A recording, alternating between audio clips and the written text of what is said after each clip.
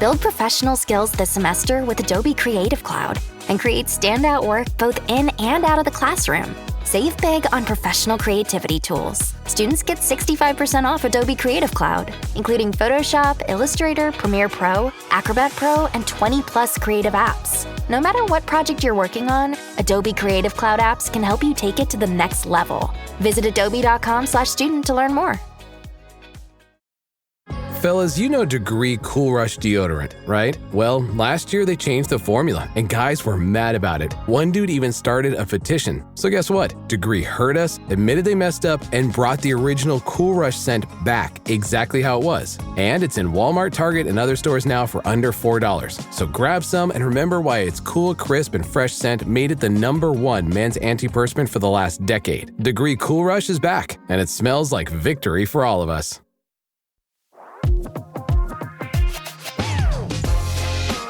Welcome to 4.0 to Pro, the pickleball podcast that focuses on a single shot, tip, or strategy to improve your pickleball game with every single pocket-sized episode. Our goal is to make you better on the court every time you hear our voices.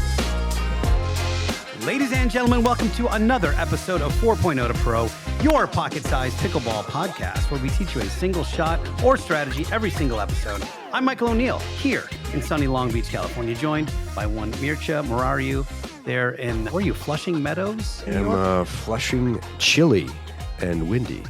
Flushing, New York, yes, and fairly rainy, I would add as well. It's been a rough weather weekend for the APP, unfortunately. Otherwise, happy to be here. It was my first senior pro win was there last year. I really hoped to go back again this year, and I can't remember why, but it didn't work out for me. But I would have loved to. Hey, folks, before we get started, if you're looking for a new pickleball paddle, consider a pickleball paddle from Carbon, carbonpickleball.com, CRBN pickleball.com. Use the promo code 402P at checkout for 10% off your paddle order. Those True Foams are awesome. I'm a True Foam 2 person myself, and you can't go wrong, ladies and gentlemen. Nope, they're solid paddles. Before I forget, I just want to thank all the wonderful people that came up to me over the last several days and told me that they were fans of the show. They listened, and a couple of people told me that they had recently won medals, and they felt it was partially due to some of the strategies that they'd learned on the show. Oh, cool. And just couldn't be more grateful for the feedback. So we really appreciate it and love to get people better. So thank you. That part, by the way, is, I would say, the best part of doing this pod. I just had a friend of mine said, hey, I need to tell you something. I said, okay. And she got off the court and she said, I've been trying to play every state in the country, trying to play pickleball there. Oh, wow. Cool. And I want to say she was like in New Orleans or something. Talking to a guy, and she said, I play at Los Cab. She goes, oh my God, the guy that does my favorite podcast is at Los Cab. She's like, yeah, I know. It's Michael. So I forget if you're actually in New Orleans, but if it is you, shout out to you, and thank you guys for listening everywhere. We love it. Every single time we're at an event or like somebody sends an email, we do these recordings. You're in a hotel room. I'm in my little podcast office here. We flick them out into the ether. Who knows who's listening to them and where? So very cool to hear from you guys. Regardless, we tremendously appreciate it and welcome the feedback and especially the interaction. So anytime I'm at a tournament, please come up and say hello. The last episode, Mircea, we focused on how to play the right side. When you are on the right side of the pickleball court, of course, many people in tournaments stay on one side or the other, but very often we play what we call straight up and we just switch back and forth. And we outlined the roles and responsibilities of the right side player. This episode, sir, we are going to outline the left side player. And I would say a much deeper role. There's a lot more responsibility on that side, but a very important part of pickleball is this left side play, Mircea. Yes, definitely. Traditionally, the left side player will have more responsibilities. And up at the kitchen these days, especially in the pro game, you notice that the right side player is becoming increasingly involved by inserting themselves to try to create some offense. But overall, things funnel to the middle. it's incredible how often things funnel to the middle in pickleball. When the ball is returned off the serve, it often goes in the middle and the left side player can take that ball. So you're the QB, you're the point guard, and you really need to communicate with your partner and maximize your court positioning so you're both aware of your roles. And you get to manipulate the balls a little bit more so you can manipulate the point a little bit better. And when your sidelines are your defenders, again, a lot of those things go in the middle. Would you say that the game has been shifting a little bit where that right side players maybe a little bit more offensive than they were before? Is that because people are developing a really good flick and a really good counter on that side? Definitely. And the athleticism is being exhibited much more now because I feel at the pro level, if you watch YouTube pickleball games from the pro tournaments 5-6 years ago, it just looks like almost a different game. Yeah, it's like a 3.5 game now.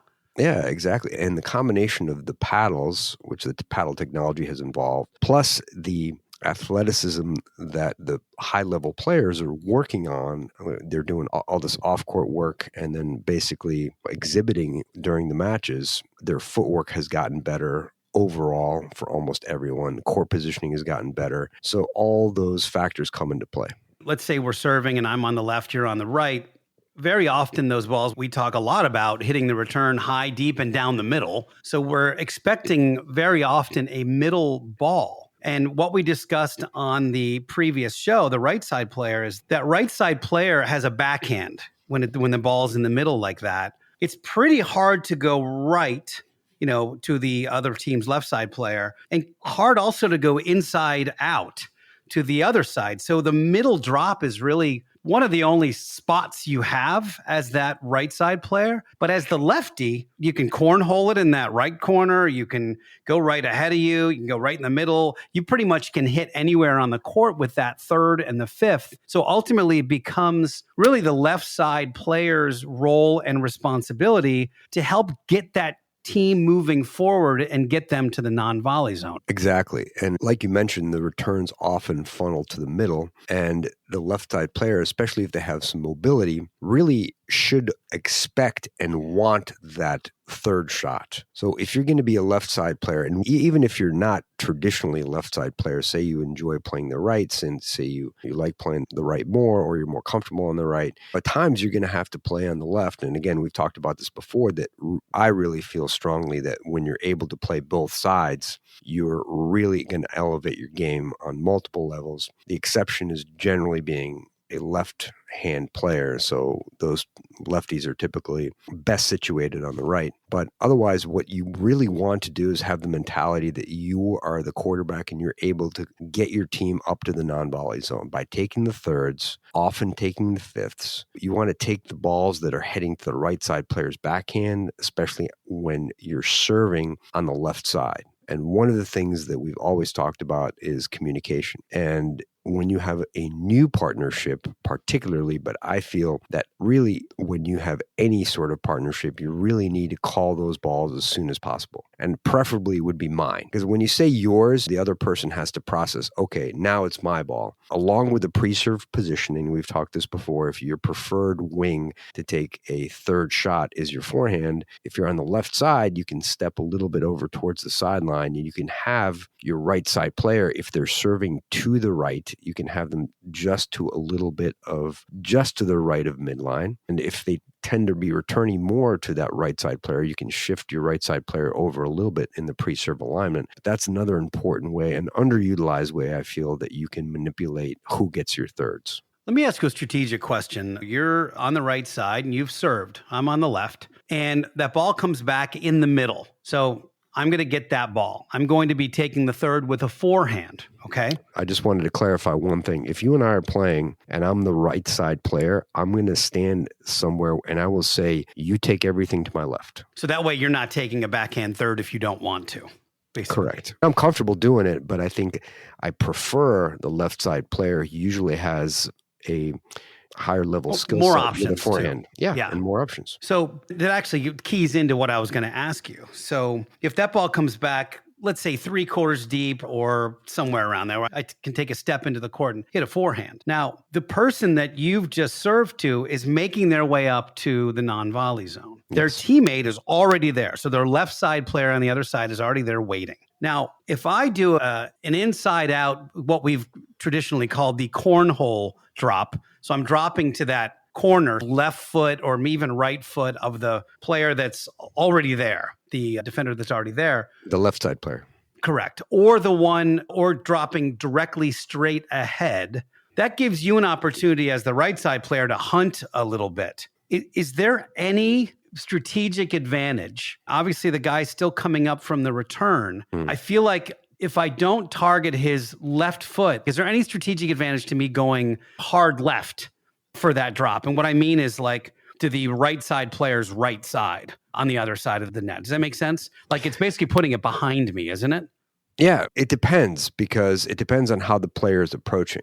Okay. So if the player is approaching straight ahead and they have not given you any room on that sideline, it doesn't really make sense because it's the higher part of the net, plus it's their forehand if they're a right-handed player, plus you're also having that sideline as a barrier, so it's a more risky shot overall. Now, if it is a left-handed player, maybe you want to target their backhand, that makes sense. Or if they're really approaching a lot towards the middle, then you might have some room there. But in general, that's like the least desirable of the three spots. If it's you, are you generally thinking more middle or are you thinking more cornhole, like left foot of the left side player? In the scenario that you described when the right side player is returning, I typically like to either drive or drop at the right side player that's approaching. Occasionally, I will drop inside out or drive inside out in the scenario where the left side player is hunting to poach a lot of the balls, like an example in mixed doubles. So you're going mostly middle then. You're going middle like with an emphasis on that player's left foot who's coming up. Yeah, and we've mentioned this so many times before, but I think it bears repeating because it's really effective, in my opinion, is that I am communicating where my target is to my partner right before they serve.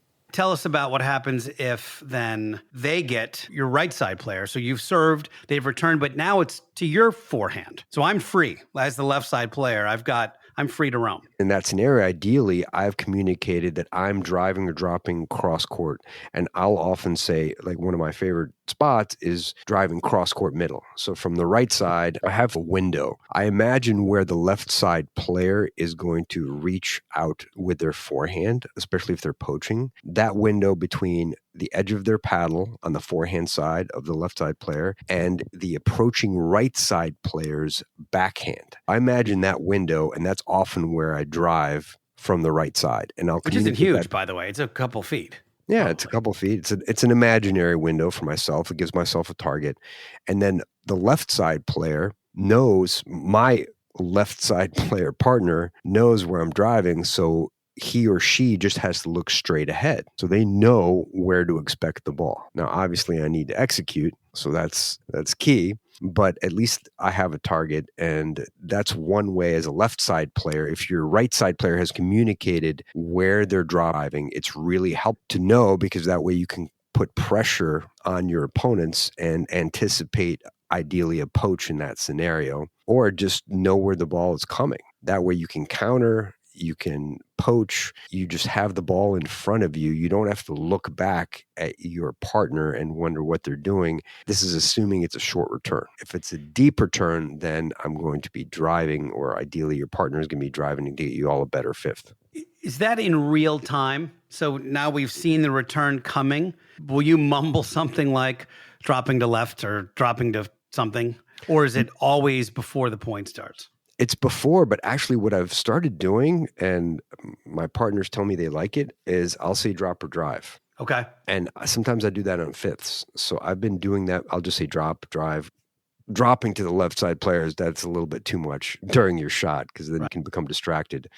But drop is pretty easy, or drive. But the assumption is you're not going to do it to the guy who's already standing there anyway. It's going to be the guy who's moving. In general, that's something that's understood between you two.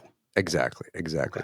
And one of the things I also want to emphasize is that when you're the left side player, you often want to lean middle or approach middle, especially when you or your partner are serving to the left side. So let's say that we are stacking, you and I are playing, we're stacking, I'm on the left and it's your serve and you've been playing the right, but you're serving from the left side to the left side player. I get a return in the middle. Often that one I'm going to go drive or drop at the person approaching. So diagonally for me, inside out of my forehand, cross court if it's my backhand. And then I, as the left side player, want to approach middle. I want to follow my drop or drive. I don't want to just go straight ahead like towards the right side player. So that's really key. You really want to also have your right side partner be comfortable to let you take those balls rather than reaching out and stabbing to get, we've talked about the hockey goalie scenario. Yeah. But you have to be there. And so you have to be comfortable doing that. I think the part that's really important too, that to note from the last episode, is in that scenario, you've served and they've returned. If they return you wide, so they plant it in the corner pocket, your right side player has to be comfortable moving into the middle and protecting it while you're sorting out that way outside ball. You would ideally love to be as centered as you could, but that's an area that I see exposed a lot in rec play. If that person doesn't shift over, and now you can drive a tractor trailer through the middle of the court. So if that person, the left side player, doesn't hit a perfect drop or a really good drop drive, man, it's just so susceptible to that next fourth that just gets ripped in the middle. Yeah, if someone returns a deep ball to my backhand and you're the right side player, you want to give me a little bit of grace to allow me to get the ball over the net and not just go up and charge and make yourself a target. You want to shift over and help me cover the middle, even though it's the left side player's primary responsibility to cover that middle in that scenario. When they've been pushed over, you have to follow your partner when you're the right side partner. And that is something that's really being emphasized more in the pro game. And if you watch pro players play, when the left side player is pushed out to their left, to their backhand side, the right side player, that's when they pinch middle. And we're going to talk about that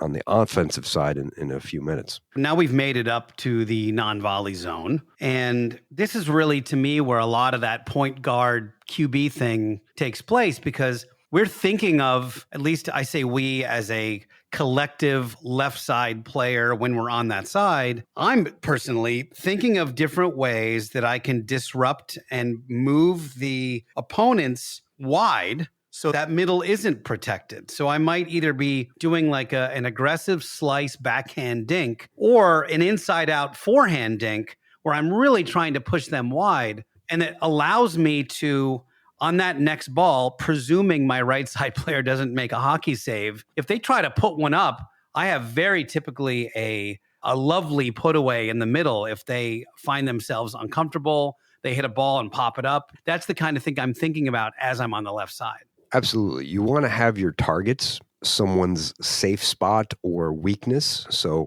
if you are going inside out with your forehand to the left side player's backhand, that's a very common scenario, or in the middle to the right side player's left foot.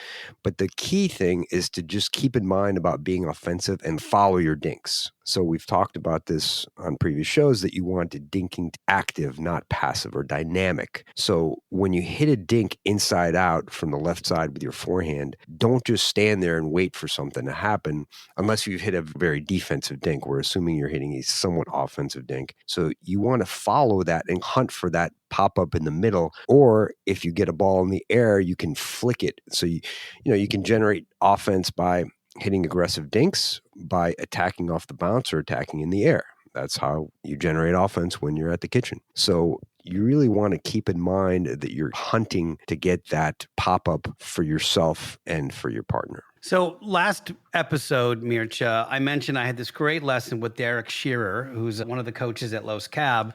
Really lovely hands he has. And by the way, we need a video of this. I don't know if you've ever even seen this before, but we're in this counter drill and we're obviously close to each other.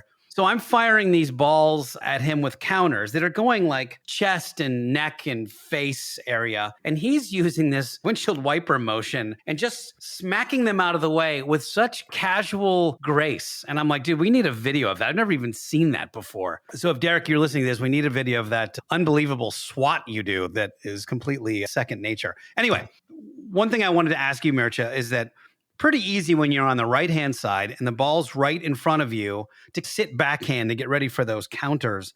When you're on the left-hand side and the ball's right in front of you, are you leaning a little more neutral or even on the forehand side for counters because of the positioning and not wanting to leave the middle open? The more the ball is to my right side, the more forehand I'm leaning and the more neutral my ready position is. Because okay, so more like in the middle or like towards that player's left foot, the right side player's left foot. Yes, if I dink right in front of me and right, say, between the feet of the right side player, then I'm more sitting backhand. And then ideally, my right side partner is squeezing more middle because if that right side player attacks, he can attack me straight.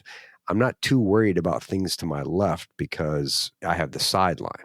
Yeah. So when things go fast, they generally funnel towards the middle. So if I'm attacking inside out with my forehand into, say, the body of the left side player, which is not a very common thing, but it's actually a pretty good speed up. And I can tell my partner that, hey, this is what I'm thinking about doing. So they're ready for it. If that player counters, a lot of times it's going to go either right back towards me or it's going to pop up to my partner, but it's going to go in the middle. If they counter to my left, so if I'm on the left side and they're countering to my left, it's often going wide. Right. Because I've got the beautiful sideline defender. Are you really sitting forehand when you're going diagonally? When you're going diagonal left side to left side across the net? So when you're hitting, like, say, a backhand slice dink, once you follow through on that dink, are you sitting pretty neutral or even a little forehand just in case they get up to some shenanigans? Yes, definitely. And the other time that I'm doing it is when the right side player is being attacked. When they're in a hands battle, again, you don't want to just sit there and watch your partner get attacked. You really need to think dynamically and pinch that middle because that ball will often go there. Occasionally someone will ricochet inside out and go to your backhand, but that's much less common. Much more commonly, it will funnel towards the middle. So the classic example is mixed. My partner will be being attacked by the male player, which is on the left side, and my female partner is on the right, and she's countering. I'm pinching more and more middle on those. One of the things that I want to bring up that I think people should also consider, if you're not that offensive yet with your backhand, one of the things you can do is run around your backhand. Again, we're thinking about being dynamic and active.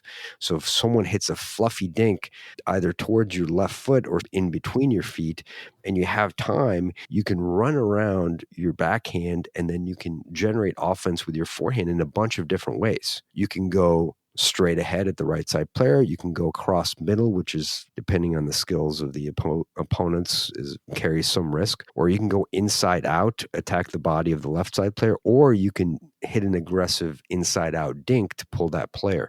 So there are many options with that. And actually, I've been a couple months ago work with JW a little bit on this, and he's starting to implement it a little bit, and he's really good at it. But one of the things that the right side player needs to do if you run around your backhand is they really need to pinch middle because you're trying to get them that ball, that middle ball. So if I run over my backhand and I attack that right side player, that ball is often going to be countered into the middle, directly to my partner's backhand. And if they counter to my partner's right side, so my right side partner's right side, that will often go out. But that's another way you can generate offense. I do it all the time. I love it. But it's really interesting to think about when you shift over that way, that right side player really has to be paying attention and cover middle. I don't know that I put that together as much, and probably a discussion you guys need to have beforehand because it really does put a lot of offense on the ball. If you can do a nice little flick and get that thing down to the left side player's left foot and it's really going outside, maybe not enough for an ATP, but puts him out of commission a little bit. Your right side player probably has a put away coming. So it's a really good move.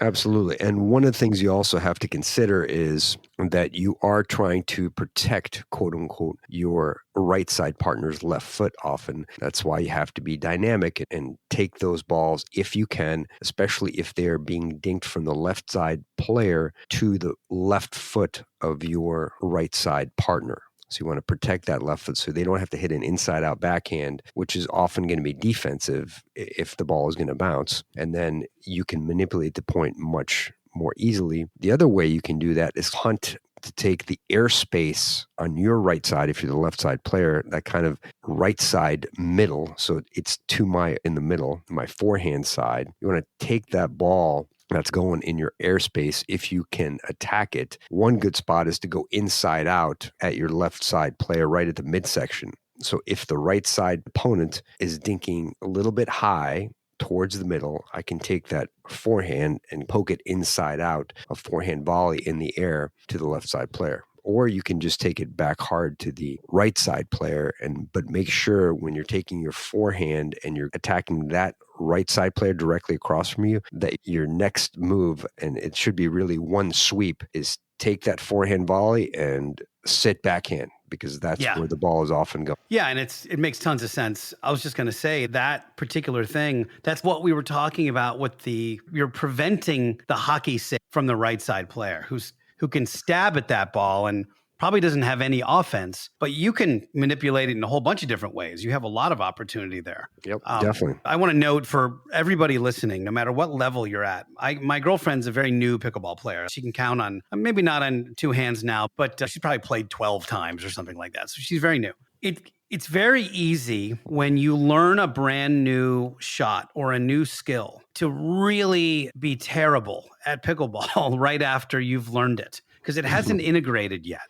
Yes. And my buddy Mike Johnston is a fabulous drum instructor, and he has these Mike'sLessons.com camp. I've been a drummer forever. I went to his camp once, and one of the first things you get is a wristband. And on the wristband, it's like a Lance Armstrong type wristband. And it just says, embrace the suck. Because what's going to happen is you're going to show up and you're going to think you're a bad arse. And then what he did to me, I was like, hey, check this cool thing out. He goes, cool, now keep a quarter note pulse with your left foot. And it fell apart. It was like it was my first day playing drums. So in pickleball, when you learn this new skill or a number of them, there's a real high chance that your game is going to dip for a while. And then some of these things we talk about are going to start showing up. Every once in a while, you go, oh, that's the thing I learned 2 months ago. And before you know it, it'll be fully integrated into your game and you will be better. But there's very often a dip when you've learned some new skills. Yep, absolutely. Especially when you do some sort of change to your technique. So that's key. So listen, let's just finish up the offensive component of it.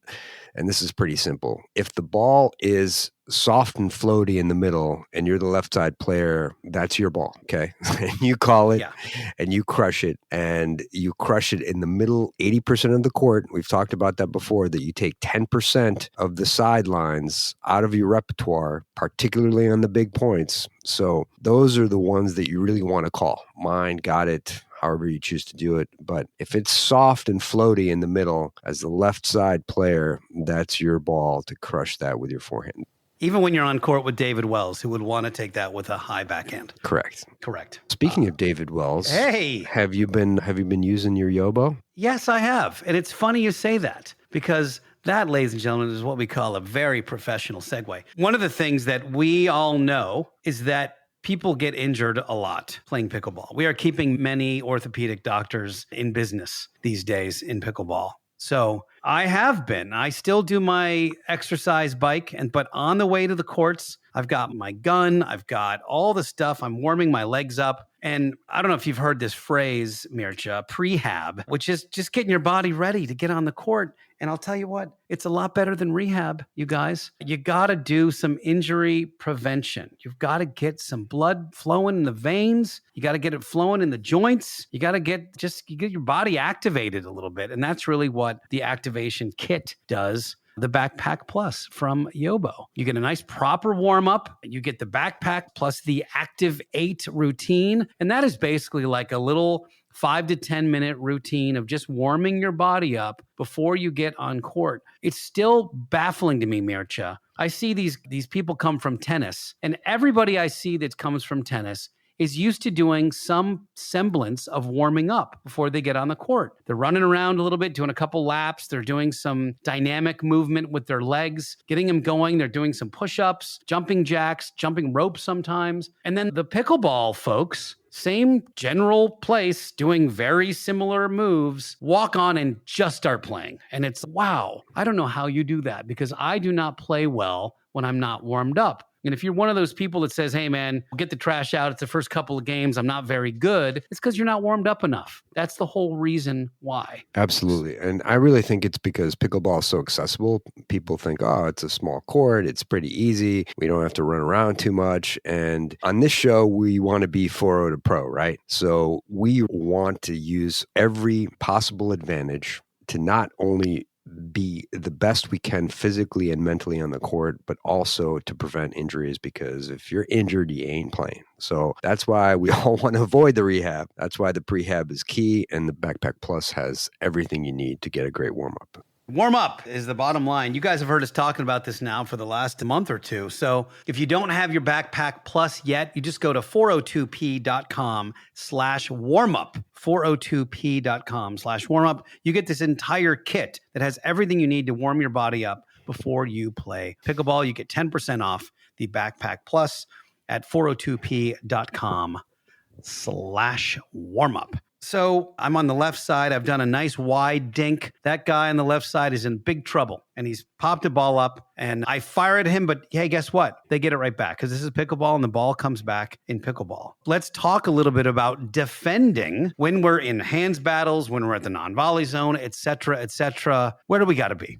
I think one key thing to remember, and if you're going to remember one thing during this show, is that when things start to speed up, when things start to get fast, and it's actually one of my favorite things about pickleball is the hands battles, things funnel towards the middle. We've talked about the left side player focusing on that middle. So when you're on the left side, think about defending middle, especially if the ball is on the opponent's side in the middle or on the left side. And then often when it's on the right side and you can see that right side player is going to attack cross court middle, you can really spring and put your forehand there and redirect that ball inside out. It's your airspace if you read it. On that note, Mircea, one of the things that we've discussed is as you move your way up on that timeline from 4 to pro, not only is taking time away important from your opponents, maybe getting balls out of the air, that kind of thing. But deception becomes a little bit more of the part of the game than it does at, let's say, the 3.5, 4.0 level. And one of the things we see somewhat often that can trip people up, especially if they're in that 4.0 to 4.5 range, is that they're hitting space that's not actually there.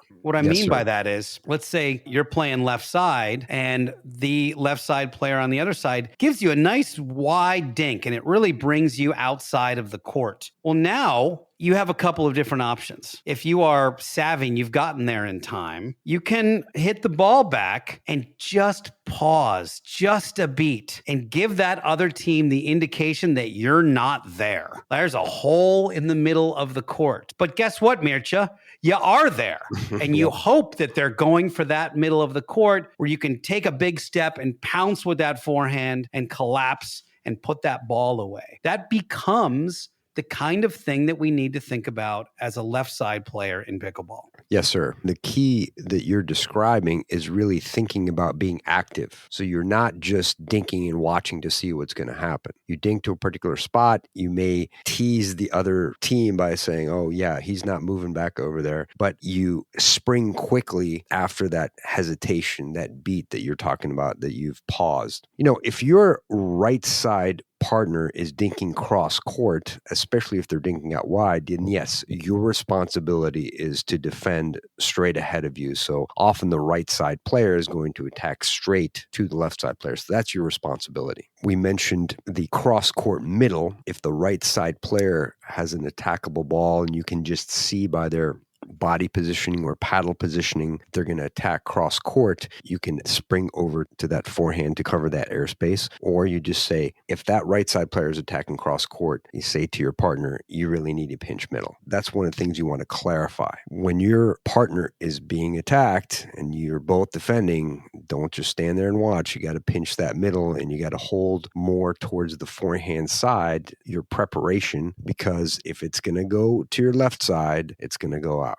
We're focusing on that middle. You even said it earlier in this show, is that if your partner, the right side player on your team, is in a hands battle, that ball is probably going to end up going towards the middle eventually. So you like to sit forehand there just in case it happens to come your way, either body or to your forehand, so you can make a little hay with it. Yeah, I'm leaning forehand for sure. If my partner happens to, I don't want to like completely go forehand, because if my partner happens to counter cross court, then it's going to go cross court to the right side player, who will most likely go at me as the left side player.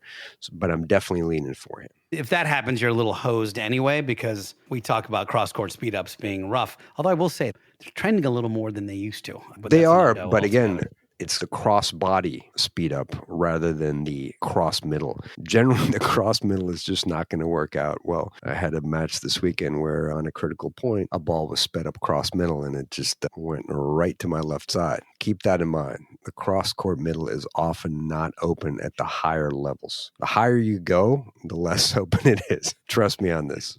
We're at the non-volley zone. The other team was serving. We're up and ready to go. They're still making their way up. As the left side player, you get a ball blasted at you. You're obviously very firm with your paddle and you're trying to keep them back as far. Are you generally trying to go a little middle or towards their team's left side player there, or is it all completely contextual? It's really contextual. When you're being attacked, you just don't have a lot of time to think and you're reacting. And yes, in an ideal scenario, you'd be resetting a ball cross court to give you and your partner time to adjust and to possibly advance towards the kitchen. But you really want to just reacting, just drop the ball in the kitchen. That's really the most important thing if you're resetting. If you go towards the middle, which is really my favorite, that way the court has been pinched. So you've basically pinched your opponents and that makes their angles more difficult to create. And you're able to track the ball better and you use the geometry of the court to shrink the space that you need to defend. If you can, go either middle or cross court. Otherwise, just do what's most comfortable. When you do these drills, when you're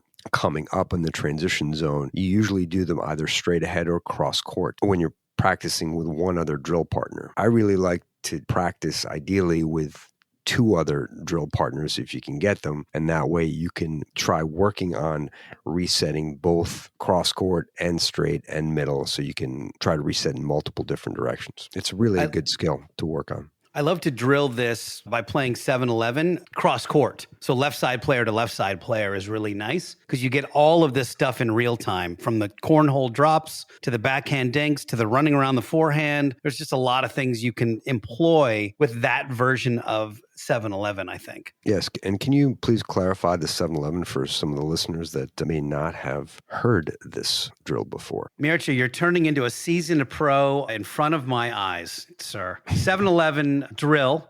And it's for everybody except Mircea, who likes to play 11-11. But basically, you've got one person at the non-volley zone. You've got another person at the baseline. And the non-volley zone person feeds a ball to the person at the baseline. That essentially represents a return of serve. So that person that's at the baseline would effectively be hitting their third. And they're going to try to work their way up to the non-volley zone any way they see fit. They can hit a drive, they can hit a drop, they can be in the transition zone and work their way up to the non-volley zone. And you play the points out just like you'd play like a skinny singles or anything like that. And the person at the net, the non-volley zone to begin with, has to earn 11 points. The person who is at the baseline, because it's more difficult to win a point from there, has to win 7 points. And it's the same for everyone in the world except for Mircea, who likes to win 11 points when he's at the baseline. But that's because he's a special kind of man. The 11-11, all fairness, the people I play with, they enjoy that too. So there you go. One last thing that is worth discussing before we get out of here is,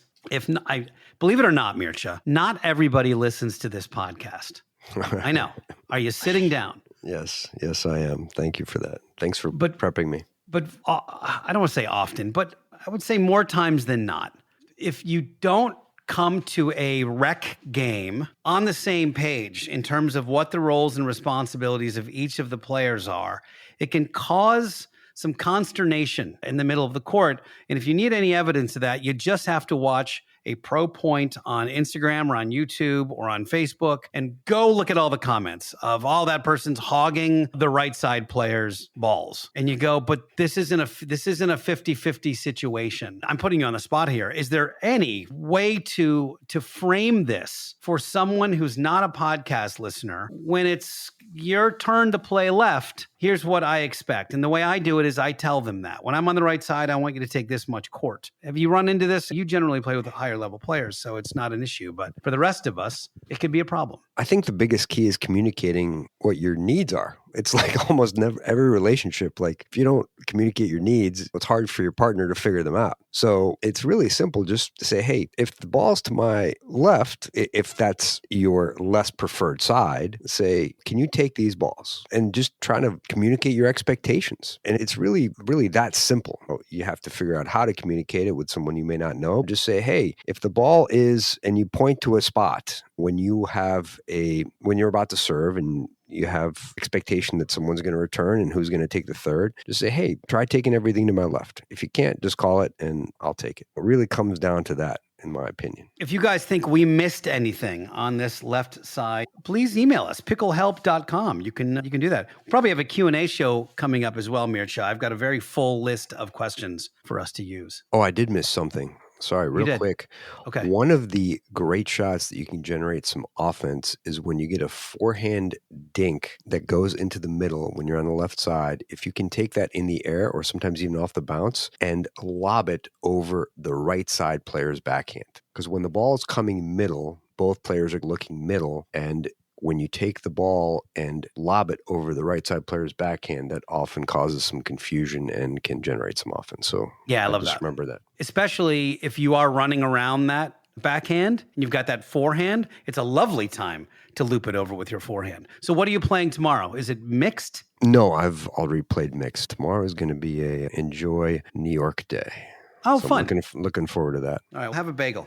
I will. Folks, you've now just listened to another episode of 4.0 to Pro. Please go visit Yobo over there at 402p.com/warmup. Get your backpack plus. If you need a paddle, carbonpickleball.com, 10% off. Using the promo code 402p. Thank you, Mircea. As always, I will see you in less than a week for our 4.0 to Pro camp at the Fort, which we are stoked about. And if you guys are coming, we can't wait to see you and hang with you. Yeah, we're really excited about that. And thank you to all the camp participants. And thanks to everyone else for listening and giving us the feedback. We love it. All right, guys, we'll see you next time. You keep on rocking. Enjoy the courts. Have a nice weekend. Thank you for listening to 4.0 to Pro. For more tips, find us on Instagram at 4.0 to Pro. If you have a pickleball question, submit it at picklehelp.com. Now, get out there and dominate. But don't forget to have fun.